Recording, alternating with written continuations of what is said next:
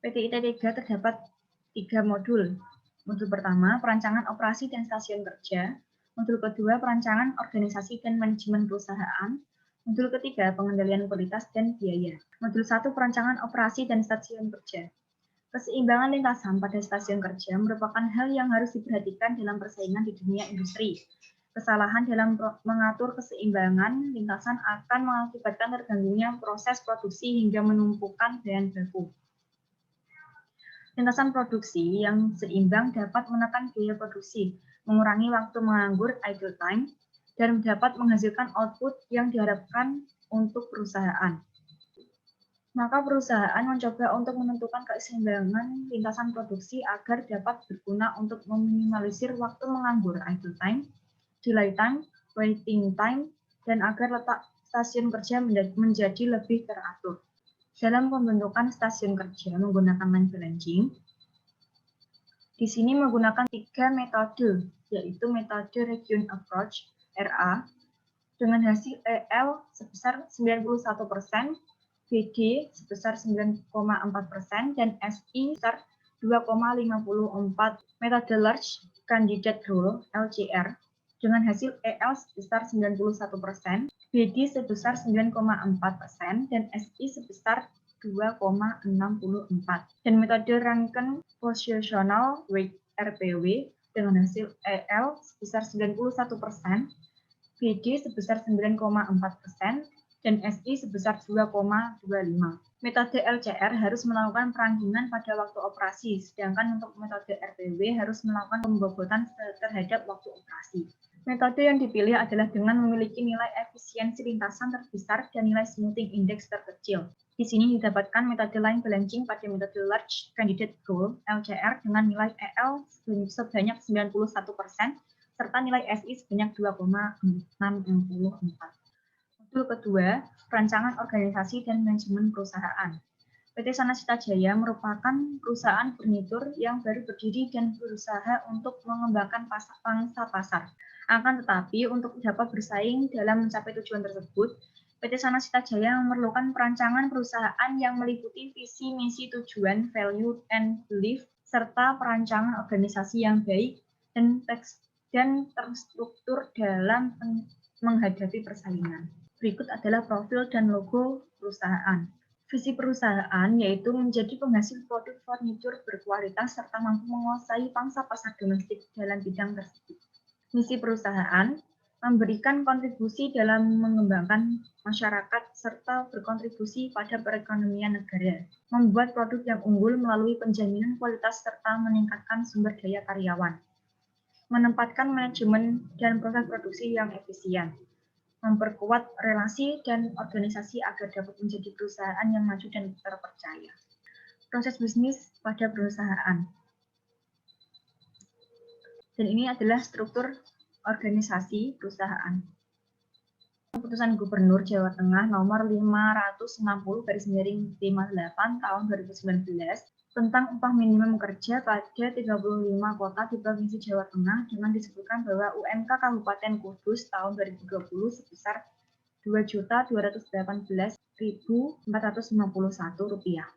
Dan ada beberapa gaji tunjangan karyawan, yaitu dana tunjangan jabatan, dana tunjangan transport, dana tunjangan konsumsi, dana tunjangan kesehatan, dana tunjangan lembur, dan dana tunjangan bonus. Berikut adalah analisis SWOT pada PT Sanasita Jaya. Dan dari analisis SWOT tersebut, didapatkan matriks SWOT berada pada strategi 5 dan kuadran SWOT berada pada kuadran 1.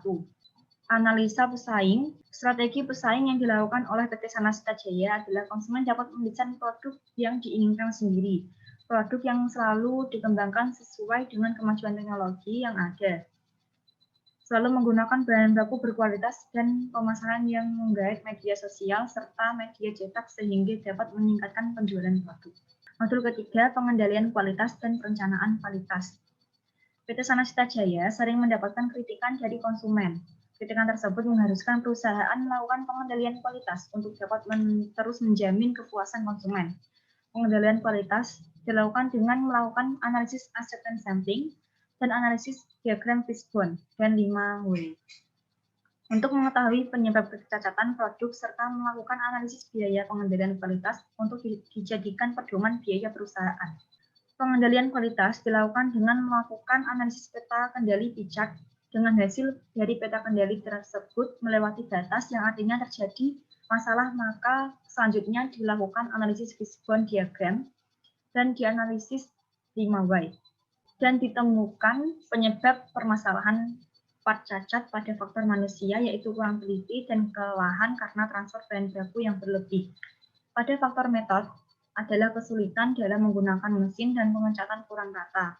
Faktor material, bahan baku tidak sesuai spesifikasi dan hasil pengecatan kurang rata. Pada faktor mesin, pengaturan mesin tidak sesuai dan operator mesin kurang ahli. Pada faktor lingkungan adalah pencahayaan yang kurang dan ruangan yang pengap.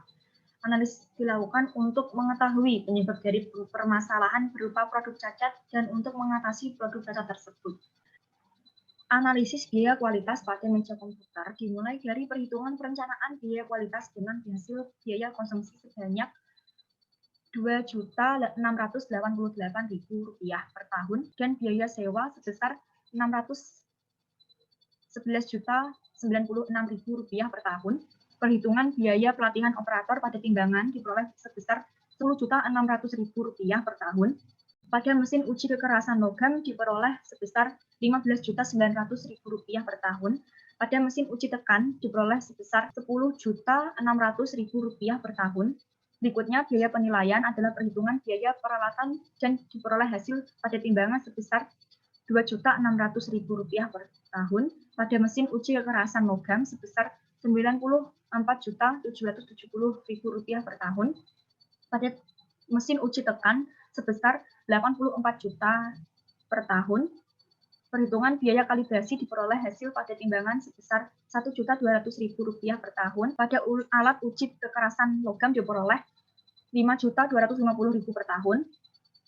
Pada alat uji tekan diperoleh Rp1.200.000 per tahun. Selanjutnya, perhitungan biaya pengujian diperoleh timbangan sebesar Rp53.242.824 per tahun.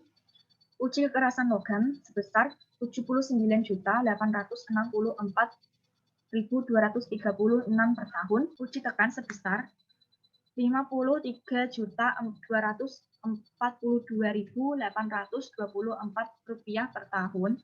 Kemudian perhitungan biaya perawatan diperoleh timbangan sebesar Rp600.000 per tahun.